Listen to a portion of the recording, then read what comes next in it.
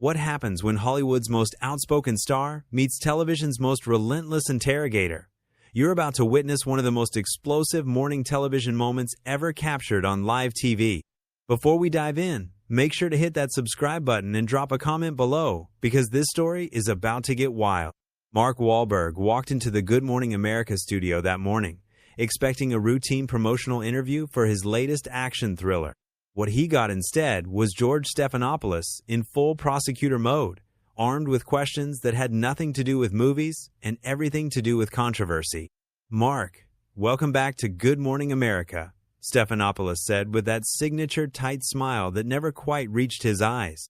The camera captured Wahlberg settling into the guest chair, his usual confident demeanor intact, though something in his posture suggested he sensed the unusual energy in the room. "Thanks for having me, George. Always good to be here," Wahlberg replied, straightening his jacket and flashing that trademark Boston charm that had carried him through countless interviews over the years. But Stephanopoulos wasn't interested in pleasantries. He leaned forward slightly, his voice taking on that prosecutorial edge that had made him famous in political circles long before he became a morning show host. "Let's talk about your past, Mark. Specifically, let's talk about the incidents from your youth that some people say you've never truly addressed properly." The shift in Wahlberg's expression was immediate and unmistakable. His jaw tightened, and his eyes narrowed as he processed what was happening. This wasn't going to be about his new movie, his fitness routine, or his family life. This was an ambush. "George, I thought we were here to talk about my new film," Wahlberg said, his voice remaining controlled but with an undertone that suggested storm clouds gathering. "I've addressed those issues from my past many times over the years. I was a kid who made terrible mistakes, and I've spent my entire adult life trying to make amends for them." Stephanopoulos pressed on, consulting his notes with theatrical precision. "But Mark, don't you think that simply saying you've addressed them isn't enough? These weren't just teenage pranks we're talking about. These were serious incidents that affected real people's lives. Don't you think the public deserves more than just your standard apology tour?" The tension in the studio was palpable now. Camera operators exchanged glances, and you could see the producers in the background shifting nervously. This was live television, and it was going sideways fast. Wahlberg's hands gripped the arms of his chair, his knuckles beginning to show white. "George, with all due respect, I've been open about my past mistakes for decades. I've worked with victims, I've supported community programs, I've tried every single day to be better than I was as a stupid kid. What exactly are you looking for here?" "I'm looking for accountability, Mark." Stephanopoulos shot back, his voice rising slightly. "Real accountability, not just the sanitized version you give in press junkets. These weren't just mistakes, they were crimes.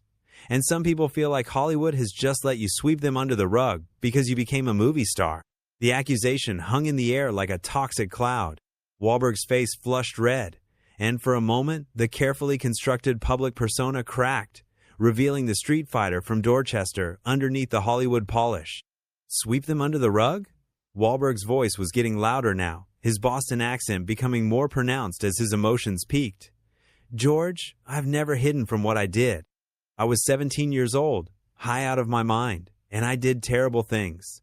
But I served my time, I changed my life, and I've spent 30 years proving that I'm not that person anymore. What more do you want from me?" Stephanopoulos sensed blood in the water and doubled down. "But Mark, serving 45 days in jail for what you did, some people would say that's hardly justice. And now here you are, worth hundreds of millions of dollars, living in a mansion, while your victims, they're still dealing with the trauma you caused. How do you reconcile that?" The question was a direct hit, and everyone in the studio knew it. Wahlberg's face went through a rapid series of expressions: anger, frustration, disbelief, and something that looked dangerously close to rage. The cameras caught it all in high definition, broadcasting this personal crisis to millions of viewers across the country. "You know what, George?" Wahlberg said, his voice dropping to a dangerous quiet that somehow felt more threatening than if he had been shouting. "I came here in good faith to talk about a movie that employs hundreds of people, that entertains millions of people, and you want to put me on trial for things I did when I was a teenager. Things I've apologized for countless times, things I've tried to make right in every way I know how." The morning show host sensed he had his guest exactly where he wanted him. This was compelling television, the kind of unscripted drama that morning shows dreamed of. Stephanopoulos leaned back in his chair with the satisfied look of a prosecutor who had just delivered a devastating cross-examination. But Mark, shouldn't public figures be held to a higher standard? Shouldn't there be ongoing consequences for serious crimes, even if they happened years ago? Your victims don't get to just move on and forget, so why should you? That was the moment when Mark Wahlberg's legendary temper finally broke through the carefully maintained media training that had served him for decades in Hollywood. Wahlberg shot up from his chair so fast that it rolled backwards several feet, the sudden movement causing everyone in the studio to freeze. His face was now completely red, veins visible on his forehead, and his hands were clenched into fists at his sides. "Are you out of your mind?" Wahlberg exploded, his voice echoing through the studio with such force that several crew members actually took steps backward. "Higher standard? I've been holding myself to the highest possible standard for 30 years. I've donated millions of dollars. I've worked with at-risk kids. I've tried to be a role model for people who came from where I came from." Stephanopoulos remained seated, but his body language suggested he was ready to bolt if necessary. Still, his journalistic instincts kicked in, and he pressed forward despite the obvious danger of the situation escalating further. "But Mark, donations and charity work, isn't that just buying your way out of real accountability? Money doesn't erase what happened to those people. It doesn't heal their trauma or give them back what you took from them." "What I took from them?" Wahlberg's voice cracked with incredulous rage. "George, I was a strung-out kid from a broken home. I was 17 years old, addicted to cocaine, living on the streets half the time. You think I had some master plan to hurt people? You think I wasn't hurting just as much as anyone else?" The morning show host saw his opening and went for the kill shot. "But Mark, that's exactly the problem. You're still making excuses. You're still playing the victim. Your childhood, your addiction, your circumstances, none of that changes what you did to innocent people. And frankly, sitting here listening to you blame everything except yourself, it makes me wonder if you've really changed at all." The accusation hit Wahlberg like a physical blow. His face went from red to white in seconds, and for a moment, he looked genuinely stunned. The suggestion that he hadn't really changed, that his entire adult life had been meaningless, seemed to cut deeper than anything else Stephanopoulos had thrown at him. "You wonder if I've changed." Wahlberg's voice was now barely above a whisper, but somehow more menacing than when he had been shouting. "George, do you have any idea what I've been through to become the person I am today? Do you have any clue what it's like to wake up every single day knowing that you hurt people when you were at your lowest point?" Stephanopoulos sensed he had touched a nerve, and like any experienced interrogator, he pressed his advantage. "Then tell us, Mark. Tell us what it's really like. Stop giving us the sanitized Hollywood version and tell America what you really think about what you did. You want the real version?" Wahlberg began pacing behind his chair now, his entire body radiating aggressive energy that had everyone in the studio on edge. "Fine. Here's the real version, George. I was 17 years old, completely messed up on drugs, angry at the entire world, and I did something unforgivable. I attacked innocent people because I was too high and too stupid and too angry to think about anyone but myself." The admission seemed to surprise even Stephanopoulos, who had clearly expected more deflection and excuse-making. But Wahlberg wasn't finished. "And you know what the worst part is, George? It's not the jail time. It's not the public shame. It's not even the damage to my career. The worst part is knowing that somewhere out there are people who still carry scars from what I did. Physical scars, emotional scars, scars that never fully heal. And no amount of money, no amount of apologies, no amount of good works will ever completely erase that." For a brief moment, the studio fell silent. Even Stephanopoulos seemed momentarily disarmed by the raw honesty in Wahlberg's voice. But the moment of vulnerability didn't last long. "Then why, Mark?" Stephanopoulos continued relentlessly. "Why haven't you reached out directly to your victims? Why haven't you made personal amends instead of just doing charity work and giving interviews?" That question caused something to snap in Wahlberg's demeanor. His brief moment of openness vanished, replaced by a cold fury that was somehow more frightening than his earlier explosion. "Because, George," Wahlberg said, each word precisely enunciated and dripping with contempt, "my lawyers, my publicists, my agents, and every other person who gets paid to protect me from people like you have spent decades telling me that reaching out directly could open me up to lawsuits, harassment, and exploitation by people who want to profit from my guilt." Stephanopoulos pounced on the admission like a cat on a mouse. So you're saying your team has actively prevented you from making real amends? That Hollywood has essentially protected you from facing the full consequences of your actions? No, that's not what I'm saying at all. Wahlberg slammed his hand down on the arm of his chair so hard that the sound echoed through the studio like a gunshot. I'm saying that in a world where everything gets turned into a lawsuit or a media circus, sometimes the most loving thing you can do for people you've hurt is leave them alone. The morning show host leaned forward, sensing that he had his guest exactly where he wanted him. This was the kind of combative television that would have people talking for weeks, and Stephanopoulos was clearly enjoying every second of it. But Mark, doesn't that just sound like another excuse? Another way of avoiding real accountability? You're basically saying that your comfort and legal protection are more important than your victim's need for closure. Wahlberg's face went through another rapid transformation, this time settling into an expression of pure, undiluted rage. His voice, when he spoke, was low and dangerous in a way that suggested years of barely controlled anger, finally breaking free. "My comfort?" he said, taking a step toward Stephanopoulos' desk. "George, you have no idea what you're talking about." The security personnel stationed around the studio had moved closer now, clearly ready to intervene if the situation escalated any further. Wahlberg noticed their movement and let out a bitter laugh that contained no humor whatsoever. "Oh, this is rich, George. Now you've got security ready to throw me out because I'm telling you the truth about how messed up this whole situation is. You want to talk about comfort? Let me tell you about comfort. Comfort would be never having to think about the worst day of my life ever again.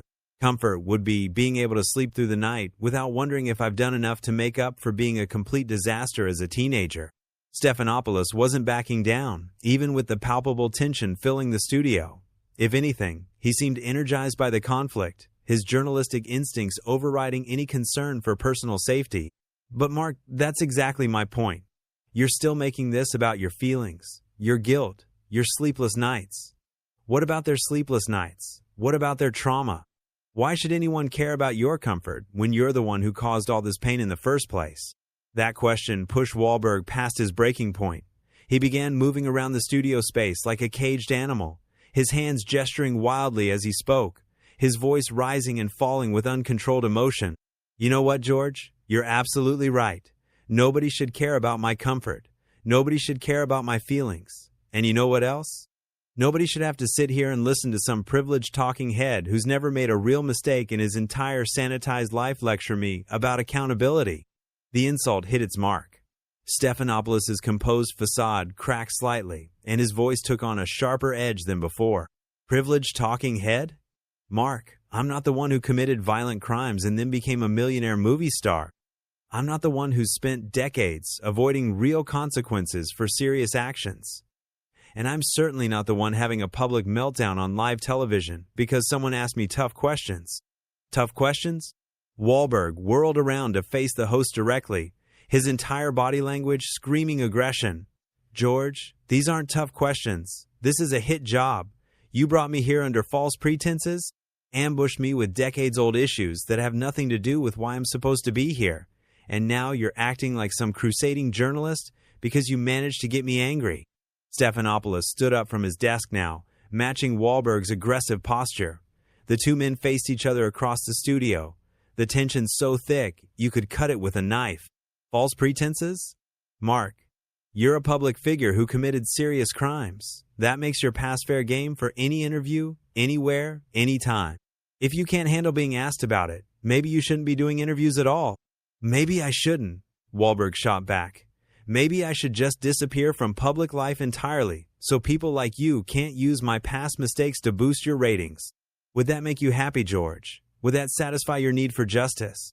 The morning show host sensed he had pushed his guest to the absolute limit, but instead of pulling back, he decided to go for one final devastating blow.